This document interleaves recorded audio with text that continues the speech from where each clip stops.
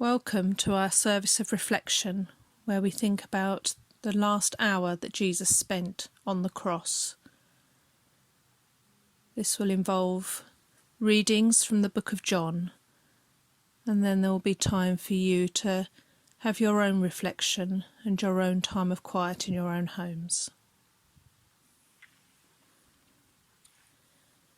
When he had finished praying, Jesus left with his disciples and crossed the Kidron Valley. On the other side there was a garden, and he and his disciples went into it. Now Judas, who betrayed him, knew the place, because Jesus often met there with his disciples. So Judas came into the garden, guiding a detachment of soldiers and some officials from the chief priests and the Pharisees. They were carrying torches, lanterns and weapons. Jesus, knowing all that was going to happen to him, went out and asked them, "Who is it you want?" "Jesus of Nazareth," they replied. "I am he," Jesus said, and Judas the traitor was standing there with them. When Jesus said, "I am he," they drew back and fell to the ground. Again he asked them, "Who is it you want?" "Jesus of Nazareth," they said. Jesus answered, "I told you that I am he. If you are looking for me, then let these men go." This happened so that the words he had spoken would be fulfilled, "I have not lost one of those you gave me." Then Simon Peter, who had a sword, drew it and struck the high priest's servant, cutting off his right ear. The servant's name was Malchus. Jesus commanded Peter, "Put your sword away. Shall I not drink the cup the Father has given me?" Then the detachment of soldiers with its commander and the Jewish officials arrested Jesus. They bound him and brought him first to Annas, who was the father-in-law of Caiaphas, the high priest that year. Caiaphas was the one who had advised the Jewish leaders that it would be good if one man died for all people. Simon Peter and another disciple were following Jesus. Because this disciple was known to the high priest, he went in with Jesus into the high priest's courtyard, but Peter had to wait outside at the door.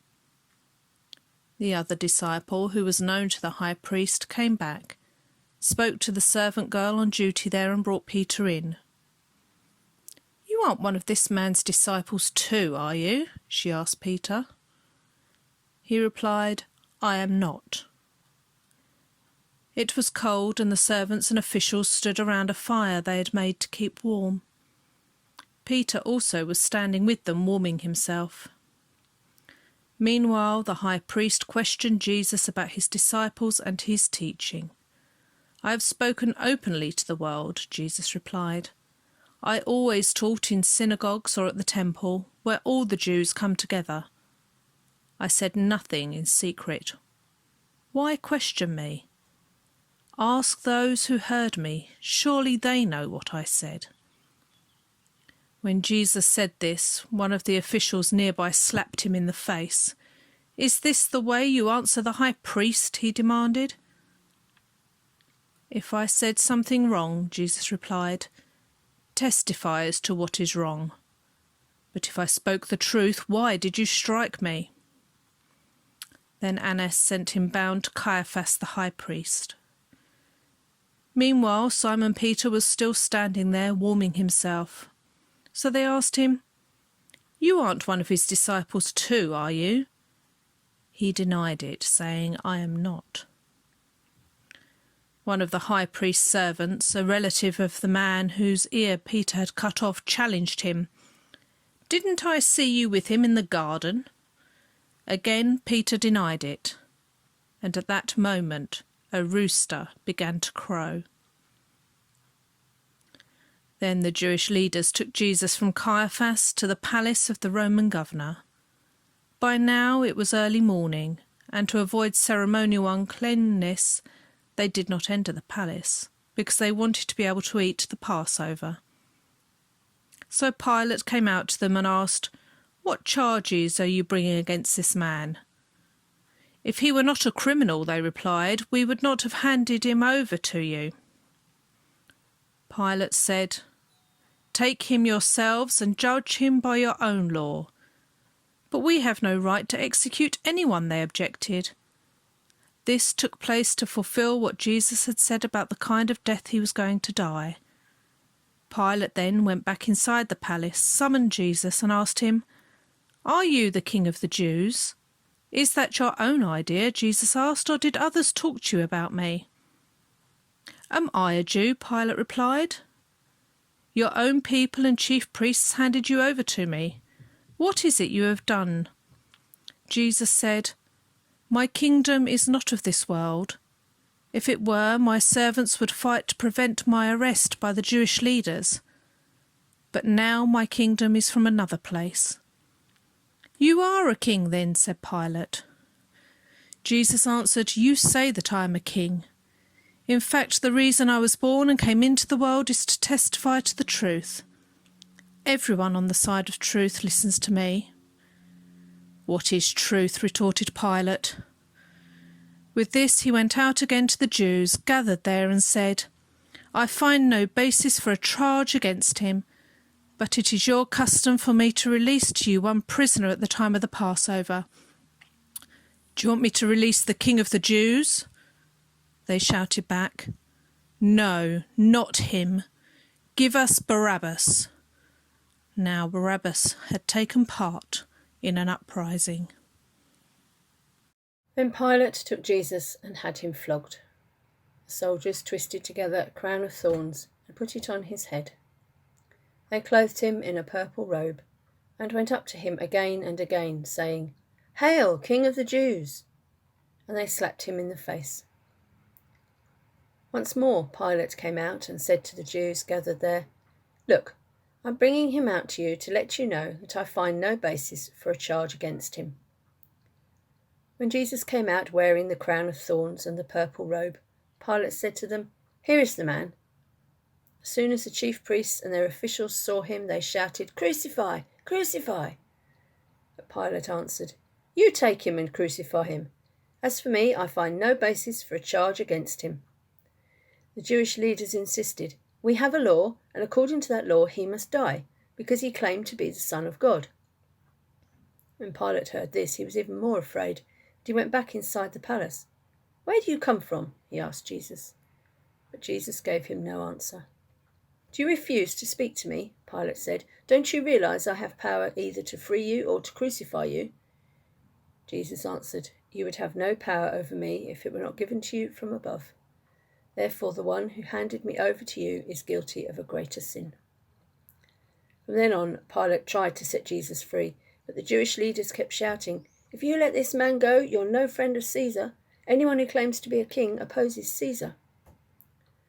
When Pilate heard this, he brought Jesus out and sat down on the judge's seat at a place known as the Stone Pavement, which in Aramaic is Gabbatha.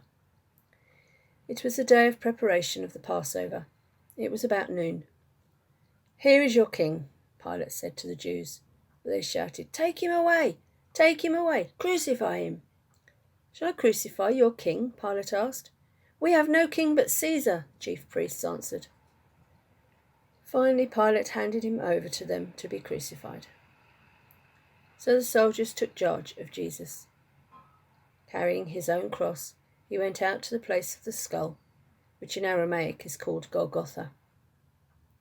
There they crucified him, and with him 2 others, one on each side and Jesus in the middle. Pilate had a notice prepared and fastened to the cross. It read, "Jesus of Nazareth, the King of the Jews." Many of the Jews read this sign, for the place where Jesus was crucified was near the city, and the sign was written in Aramaic, Latin, and Greek. Chief priests of the Jews protested to Pilate, "Do not write the King of the Jews, but that this man claimed to be King of the Jews." Pilate answered, "What I have written, I have written." When the soldiers crucified Jesus, they took his clothes, dividing them into 4 shares, one for each of them, with the undergarment remaining. This garment was seamless, woven in one piece from top to bottom. "Let's not tear it," they said to one another. "Let's decide by lot who will get it." This happened that the scripture might be fulfilled that said, "They divided my clothes among them, and cast lots for my garment." So this is what the soldiers did. Near the cross of Jesus stood his mother's sister, Mary, the wife of Clopas, and Mary Magdalene. When Jesus saw his mother there, and the disciple whom he loved standing nearby, he said to her, "Woman, here is your son," and to the disciple, "Here is your mother." From that time on, this disciple took her into his home.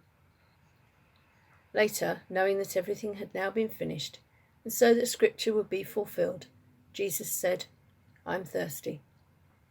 A jar of wine vinegar was there, so they soaked a sponge in it, put the sponge on a stalk of the hyssop plant, and lifted it to Jesus' lips.